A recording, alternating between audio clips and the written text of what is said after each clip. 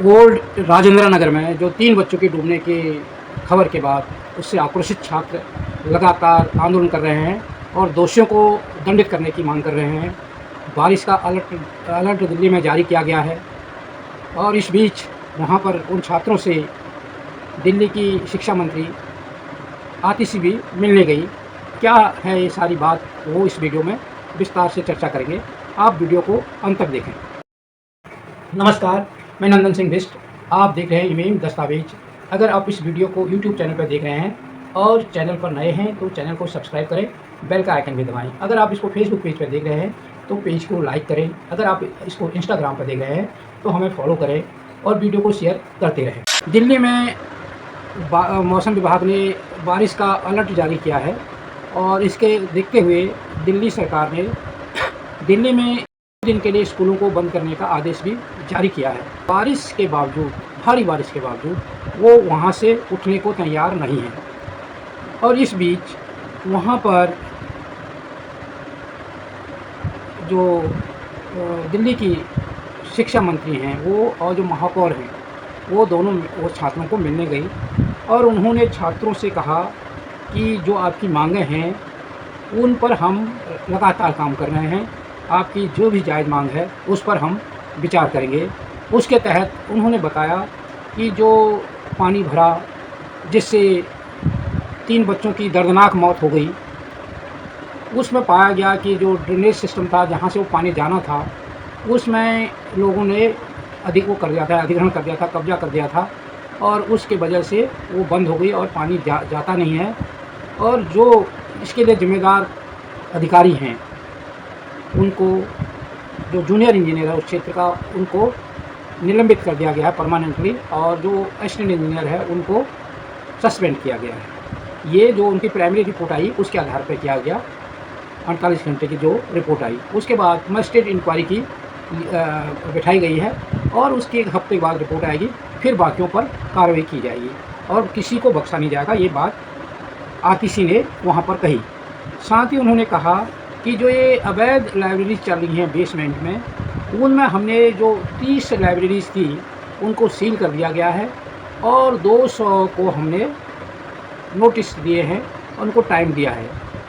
इसके अलावा हम जो ये सारे ट्यूशन सिस्टम है, चाहे वो IAS का UPSC की तैयारी कर रहे हों बच्चे, चाहे वो JEE या CPMT या दूसरी जो तैयारियां करते हैं और इन तैयारियों के लिए जो इंस्टीट्यूट चलाते हैं, उनको रेगुलेट करने की बात आतिशी ने कही। और इन सारी बातों में आप इस वीडियो में देख सकते हैं। तो एक एक करके जो आपने सारी बातें रखी हैं, आपने कहा कि अकाउंटेबिलिटी होनी चाहिए और सारे ऑफिशियल्स पे स्ट्रांग एक्शन होना चाहिए। ये तो जो हमारे पास, देखिए, जो हमारे पास सबसे पहली प्रिलिमिनरी रिपोर्ट आई, इंक्वायरी रिपोर्ट, 2 दिन में प्रिलिमिनरी रिपोर्ट ही आती है। उसमें 2 रीजंस सबसे मेजर निकल के आए। सबसे पहला रीजन, 1 मिनट पकड़ लेंगे आपसे। सबसे पहला रीजन ये निकल के आया कि जो ड्रेन था जिससे पानी की निकासी होनी थी, उस ड्रेन पर सारे कोचिंग सेंटर्स ने इंक्रोच कर लिया था, इसलिए पानी बहकर नहीं जा रहा था। ये इंश्योर करना कि इंक्रोचमेंट ना हो, ये हमारे फील्ड लेवल ऑफिसर्स का काम होता है। तो ये क्लियर है, ये तो बिल्कुल प्राइमा फेसाई क्लियर है कि फील्ड लेवल इंजीनियर्स ने अपना काम नहीं किया। इसलिए हमने फाइनल इंक्वायरी रिपोर्ट का भी इंतजार किए बिना जो फील्ड लेवल सबसे जूनियर इंजीनियर था उसको परमानेंटली टर्मिनेट कर दिया और जो असिस्टेंट इंजीनियर था उसको सस्पेंड कर दिया। लेकिन आप ये मत सोचना कि हमने सबसे जूनियर लोगों को निकाल के बाकी ऊपर वालों को बचा लिया, ऐसा नहीं होगा।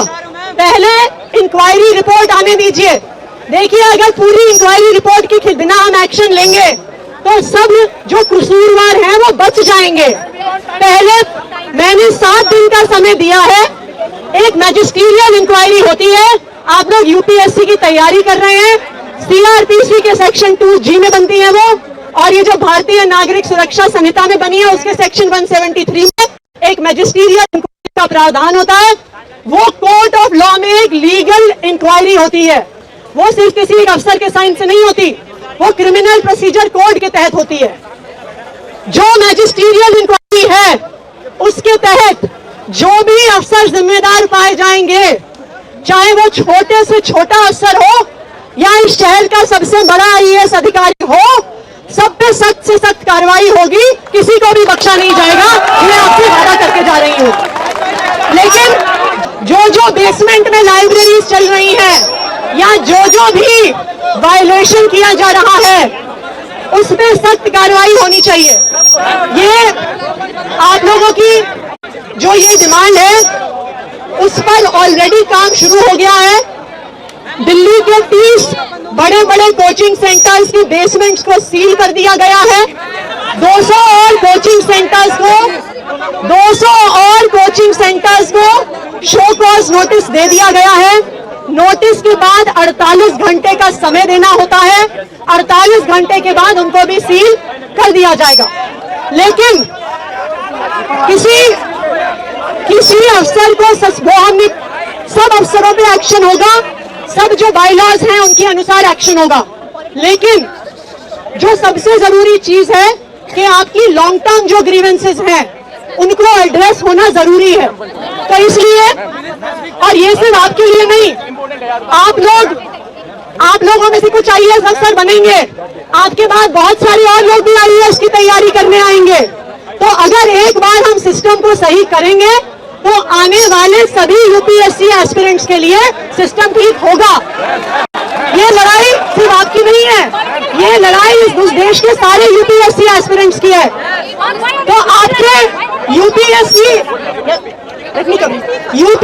एस्पिरेंट्स के लिए और आपके अलावा जो बाकी कोचिंग सेंटर्स में भी लोग तैयारी करते हैं, बैंक के एग्जाम की, जेईई नीट की, उन सब के लिए जो आपके सारे इश्यूज हैं, which includes regulation of fees, जो आपके इश्यूज हैं रेंट, ब्रोकरेज, जो आपके इश्यूज हैं हाई इलेक्ट्रिसिटी कॉस्ट, जो ग्रीवेंस रिड्रेसल मैकेनिज्म की आपकी डिमांड है, उसके लिए दिल्ली सरकार एक coaching institute and other allied businesses regulation का कानून लेकर आएगी। आज हमने उसकी घोषणा करी है, जो कोचिंग इंस्टीट्यूट्स को रेगुलेट करेगा और उसके एलाइड बिजनेसेस, चाहे जो आपका रेंट हो, चाहे ब्रोकरेज हो, उससे सारे जुड़े हुए इश्यूज को रेगुलेट करेगा।